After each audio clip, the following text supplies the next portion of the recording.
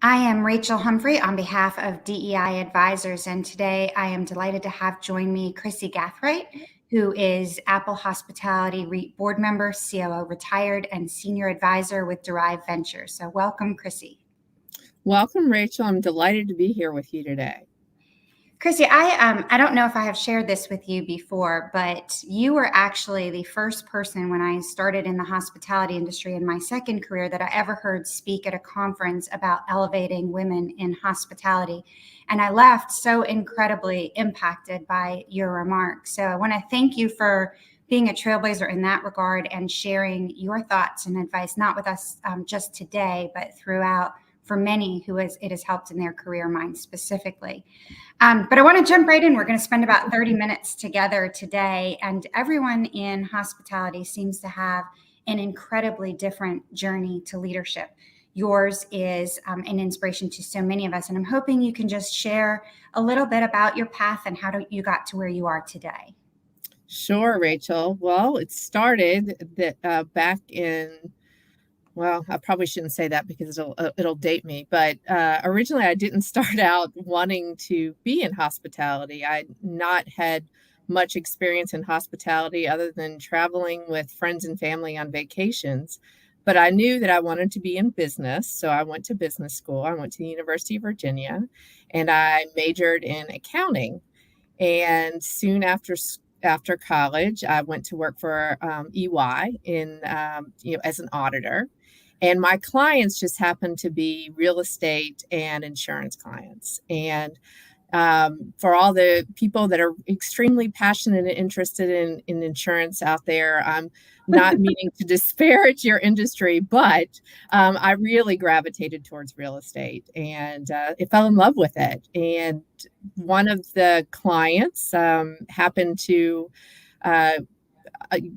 offer me a job ultimately. And I went to work with UDR, which is a multifamily REIT, and as their regional controller and ultimately asset manager. And I really enjoyed that. I really enjoyed learning about the real estate business, how to create value in the real estate business, and just gain additional experience. And then one of my other clients, actually Cornerstone Realty Income Trust, had just listed on the New York Stock Exchange, and they were looking for someone to come run investor relations for them. And so as a young person, I thought, well, I have accounting experience, I have a bit of asset management experience, and while I love the current role that I'm in, thought that might be a great opportunity for me to expand my experience and have a chance to understand what it was like to be involved with investors and analysts and be involved with a public company. So I decided to take the leap to move over to Cornerstone. And about a year into that role, the CEO at the time said, you know what, I'm thinking about starting a hospitality REIT. Would you like to be a part of that new company? And I was in my, let's say, early 20s, and it was exciting to think about going into a new industry, even though I knew nothing about it. And the important piece of the story is I wasn't the only person that he approached about coming in, joining the new company. There were several other individuals who had been with the company, with Cornerstone for a while, but they were more comfortable in their role and thought maybe this other company would be a little bit of a side project, but potentially not go anywhere. So I took the risk and decided to go ahead and sign up and became the first employee of what back then was known as Apple Suites. And 8 different hospitality REITs later that we ended up creating, and several that we merged, several that we sold, and one that we ended up listing on the New York Stock Exchange, which is the largest select service and extended stay hospitality REIT, is still in existence today. So all of that came from sort of an opportunity to take a risk and try something new. And as soon as I got involved with hospitality, I fell in love with it. I fell in love with the opportunity to meet and connect with and serve people, but also being on the REIT ownership side, it gave me I had the opportunity also to be involved with analysis and numbers and marrying the two together and finding ways to create value. So that's how I ultimately ended up as one of the executives of Apple Hospitality REIT, and now a board member for Apple. That's incredible. And one of the things you mentioned that's very common that we've heard from a lot of the advisors who've shared their story with DEI advisors is taking on new opportunities either within a company or outside of it to build that skill set. So whether you're learning the industry or learning the business or taking on roles that maybe weren't in the original path to have a real breadth of knowledge. So definitely a consistent thing that we're hearing. You talked about taking risks in terms of going over to Apple, certainly is a huge one. I want to talk about that a little bit because great leaders often have the ability not just to tackle risks in common, but the ways that they go about addressing risks and tackling them can be very different. How do you assess risk and how do you really process through that risk analysis? Well, absolutely. I think that being able to assess risk and think big picture, and you sort of always be looking around the corner. That's one of the things that I've always felt was important in not only the hospitality industry, but just in life. And so when I think about whether it be a particular economic environment or how the company is in the economic environment, the first thing I try to do is educate myself as much as possible on what does success mean? What are the things that the company needs to do, that our employees need to do, that the industry ultimately needs to do to be successful and long-term sustainable? And in thinking about that, you also have to sort of keep your peripheral vision, you sort of an eye on what could be the potential disruptors that you could be lurking, down the road. And so when we set up Apple Hospitality and we had those different REITs, as we created each additional portfolio, we learned from, every day. We learned more about the hospitality industry. We learned more about structuring a real estate ownership vehicle. We learned more about if you take on more leverage, that's inevitably more risky. If you invest your funds in a more narrow pool of assets versus a broader, more diversified pool of assets, that's more risky. If you rely on just one operator or one brand, that's more risky than spreading the relationships amongst strong, high quality operators and strong, high quality brands. And as we made mistakes along the way, as we navigated through recessions, we learned from we didn't always make or execute or plan every decision perfectly. But when we continue to grow as a company and as we continue to evolve as a leader within the industry, we learned from missteps. And I think that that's the most important thing. You can assess risk and keep an eye out for other challenges and prepare for those, but you can't always prepare for everything. So I think the most important things that for me in being successful over the long term are, of course, learning and educating yourself, listening, being aware, not trying to make decisions in a vacuum, relying on your team, and your team could mean people within your own company, people within the brands, within the operators, within the industry, really bringing a collective knowledge to the table in how you assess situations, and then working together to make sure that you're ultimately making the best possible informed decision based on the facts and circumstances, not only of what you see now, what you could potentially see in front of you, and what you've learned from the past, if that makes sense. No, absolutely. That's incredible advice. I started off mentioning that you were the first person I had heard at a conference speaking about elevating women. I'd like to talk about public speaking for a second, Right. which can not just be in a panel or a keynote at a conference, but also in a meeting or in presenting to a group. How important is the skill of public speaking on elevating your career, and how do you go about developing it? Mastering it might be a stretch for a lot of people, but really emphasizing public speaking as part of the growth pattern. Yeah, public speaking is incredibly important. And when I think about public speaking, I go back to my path to leadership. And as I continue to advance in my career, a lot of that public speaking actually started on a smaller scale. So just being, having the opportunity, first to connect with as many people as possible. Again, I mentioned the importance of learning and how that helps you be able to find ways to create value and to teach others and create a positive impact.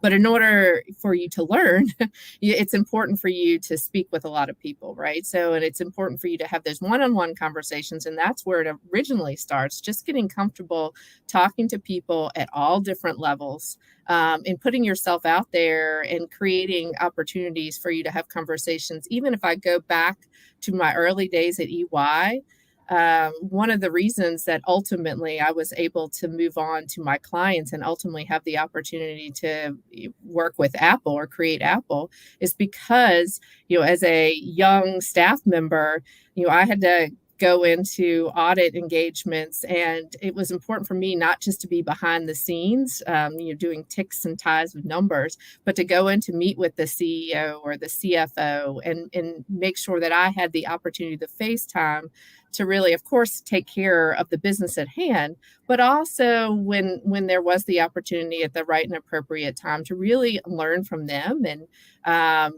to be able to build that relationship and that rapport. So you take that all along as I continue to grow in my leadership roles and responsibilities, and as the forums got bigger. So, I started joining industry councils, brand councils, AHLA, councils, and had additional leadership opportunities. Quite often, very early on, I was the only woman in the room.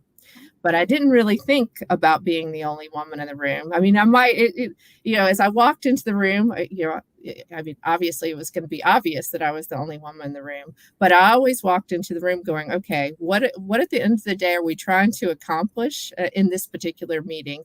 And how can my experience and knowledge add value? And it won't add value if I don't speak about it. So having the education and the background and being informed gave me the confidence when there was a particular topic that would come up where I felt that I could add value to the conversation.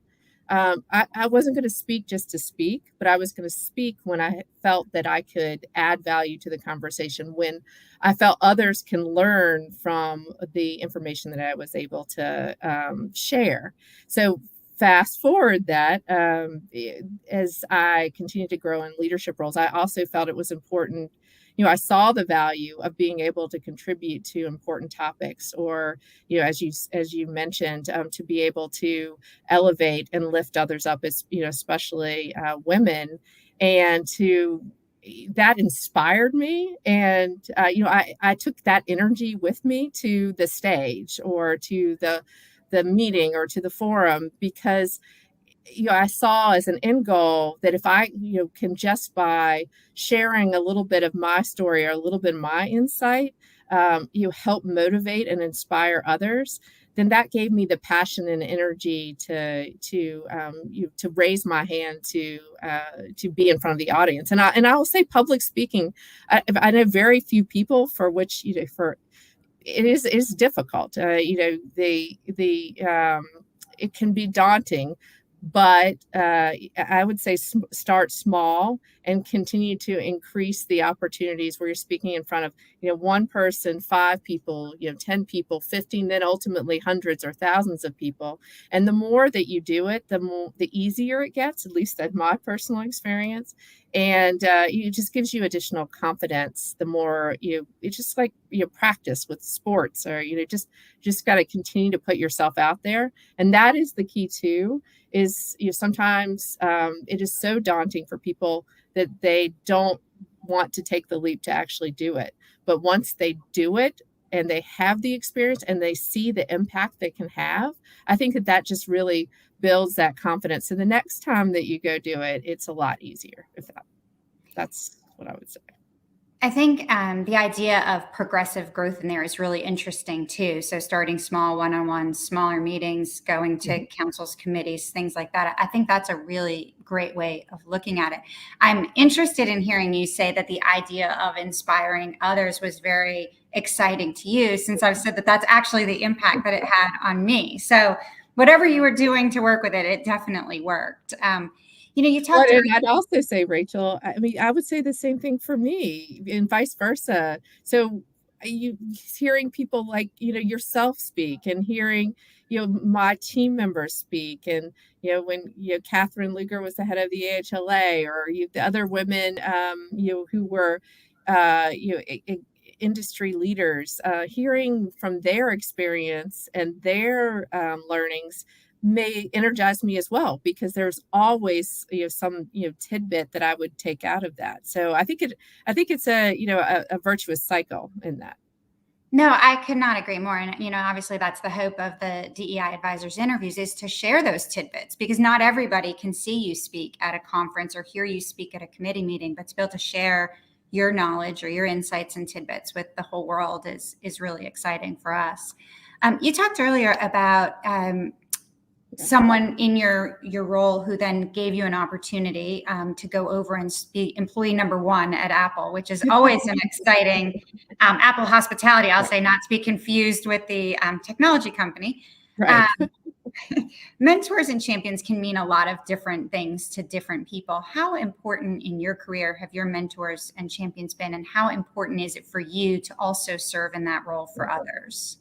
I think mentors and champions are of critical importance. And I will say, as a woman in the industry, I've had mentors and champions who are men, who are women, who are in at different times superior in terms of their stature, or their I guess rank, or their position in the industry. And also I would say, I've even had mentors that are peers of mine, or even because mentor for me means someone that is part of that, gives counsel, that gives advice, and supports you.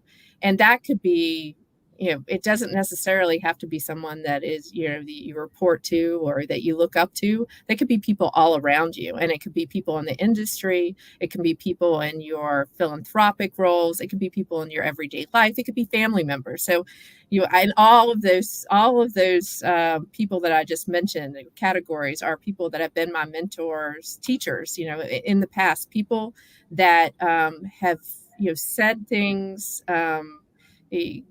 imparted their learnings to you. That has been critically important in all of my life. And maybe it's because my mom was a teacher.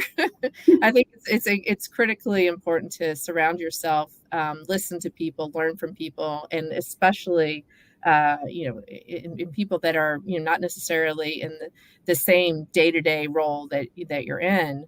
Champions, I think, is being a champion to me is more than just being a mentor.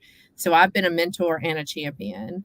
And I've had people that have been mentors and champions for me. So for a champion is someone that is really goes a step above and beyond just, providing counsel and advice and support. A champion is really someone who helps create opportunity for you and helps, open doors, and someone's your advocate.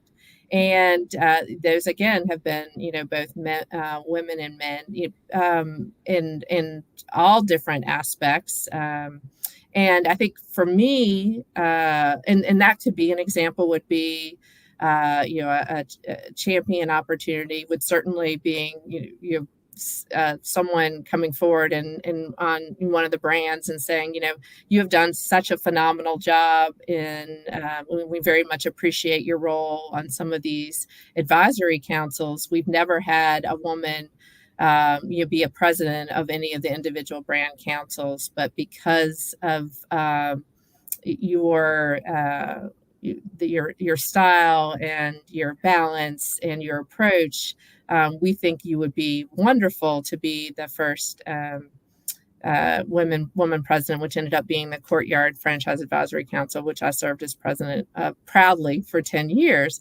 But that was a brand advocate who, ultimately went to that person in charge of making those decisions and said that we want, to ask her to do it. And so that's opening a path. Or of a friend of mine who also knew of my leadership capabilities, you've nominated me for a board, and it's a not-for-profit board, but it's a very influential board in the area. That for me, it was great because I had the chance to exercise my leadership skills and be involved in a cause that I could was very proud of.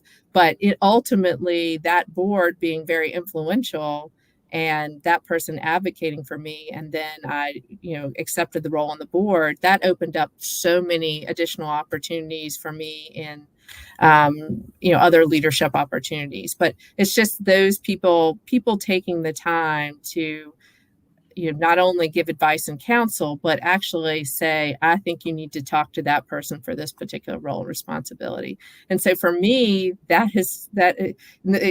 once I was able to get to a position where I felt that I had more influence, then I felt it was incumbent upon me to actually go and use that influence for good and to be a mentor and be a champion. And I'm very proud that as a board member of Apple Hospitality REIT, we've been very strong supporter of women and the senior women in the industry. And three of the women actually I'm mentored and championed are now C-suite executives at Apple Hospitality. And there's not as that's a large percentage for real estate owners in the industry. And they're continuing to do that. They're continuing to pay it forward, right? So you do it, someone else does it. It just creates this additional sort of energy behind elevating and uplifting, and that's the way at the end of the day. If we have more mentors and we have more champions, then we create more opportunity. One of the things that I think is unique about hospitality is that I very rarely, if ever, hear someone reaching out to someone and that person saying no. Whether it's to ask a singular question, whether it's to ask for mentorship, whether it's to ask for connections, guidance, whatever it is. And so I think that this industry is really special in that regard, not just of wanting to pay it forward, which a lot of us do, but in really wanting to see the industry succeed. And it succeeds by, like you said, making sure that the next generation is equipped with the tools and mindsets and skill sets that they need. And so that's one thing I really love is how easy it is to reach out. It's scary, takes a risk, like we talked about earlier.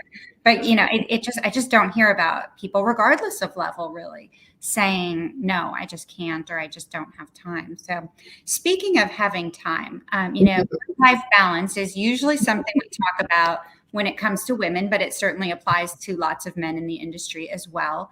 I'm not sure balance is possible. I heard someone the other day refer to it as management. So some days we all manage better than others. I'm wondering if along the way you've learned lessons that have really worked for you to find a balance or a management level that you feel good about.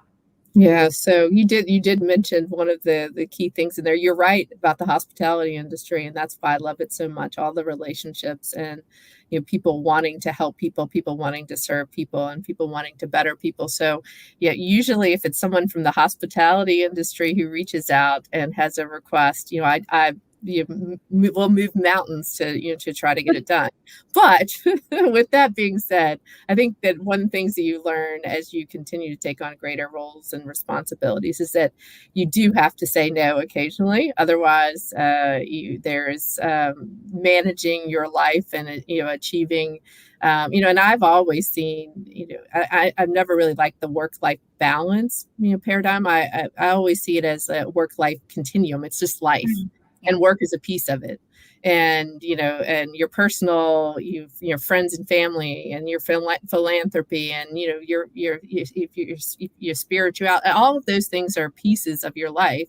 And it's a matter of making sure that for me, it's, making sure that I focus on the priorities, and family is certainly a priority of mine. Being able to there are always going to be, as I look back on my career, there are always going to be some sacrifices that you make in you're in trying to sort of manage all the different roles and responsibilities.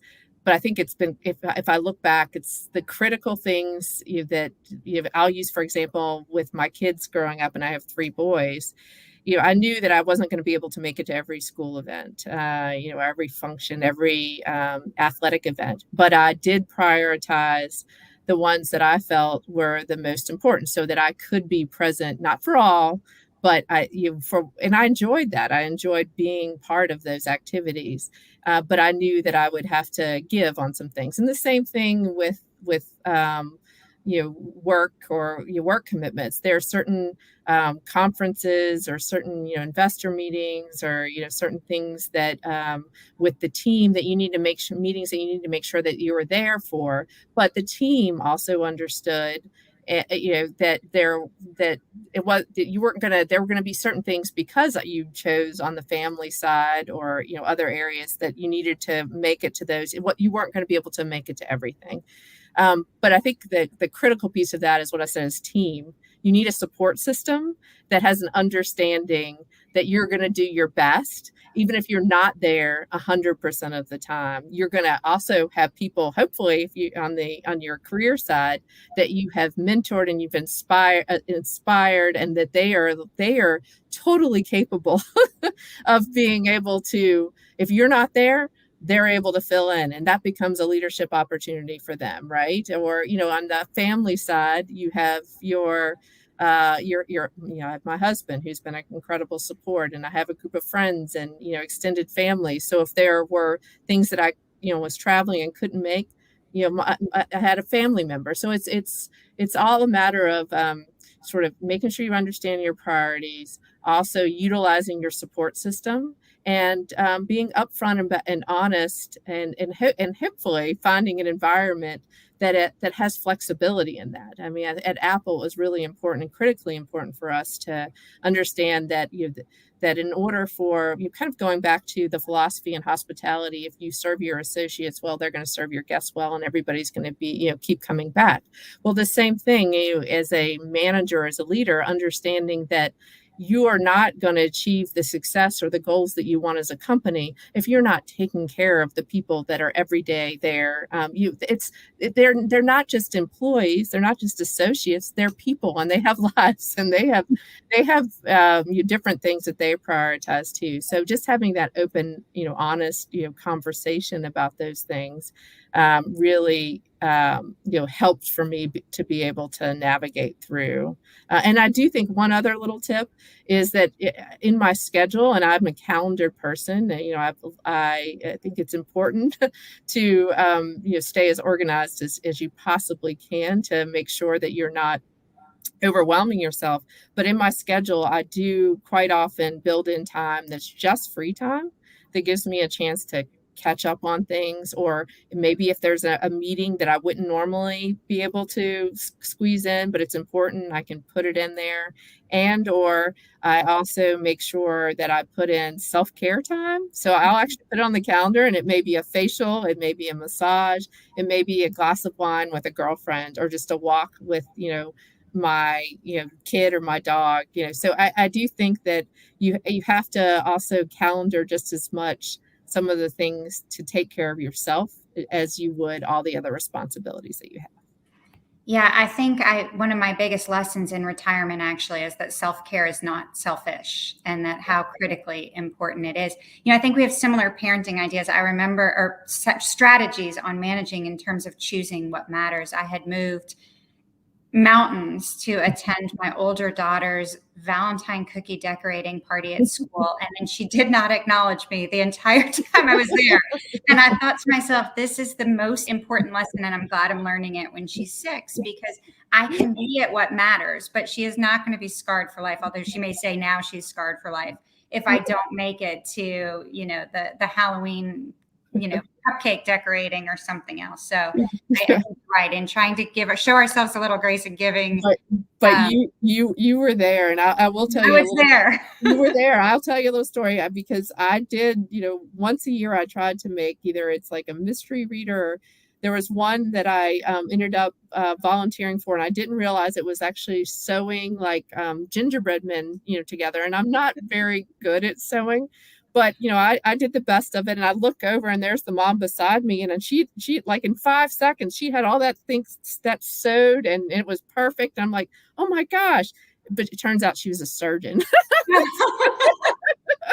And this was the one time that she actually had a chance to be there. It just so happened she was a little better in sewing than me. Well, I loved mystery reader. That's one I never missed because I actually thought that was one of high value. There are a million things actually that I want to talk to you about that we are going to run out of time for. So knowing the vision of DEI advisors to empower personal success. Is there anything we haven't covered? And there's so much more. I said, I wanted to talk about philanthropy and board service and all of these things. So we may need a Krissy 2.0 at one point. But any final thoughts for our listeners, really just on taking their path into their own hands and really empowering them to reach whatever level of success they'd like to reach? Well, what you just said was the most critical piece there. Take your path into your own hands, right? To go out there and first of all, be passionate about what you do. I mean, passion is so important, and passion, when you have passion and you lead with passion, it inspires others to want to come along with you. So I think you live your life with passion and follow your passions. For me, all the phases of my life have been guided by ultimately, I want to make a positive impact on people. I want to help people, whether it's philanthropy, whether it's through my roles at Apple or in the industry, or just, with friends and family. So, learn, teach, live your life with passion, create your own path, but, seek help from others. You don't feel like you have to do it by yourself. That's fantastic. Well, Krissy, I appreciate it very much. Thank you for continuing to lead in the industry. I'm glad that you are enjoying this next chapter of your life. And thank you for sharing everything with DEI advisors today. Absolutely. I look forward to coming back and doing board 2.0. Okay, sounds good.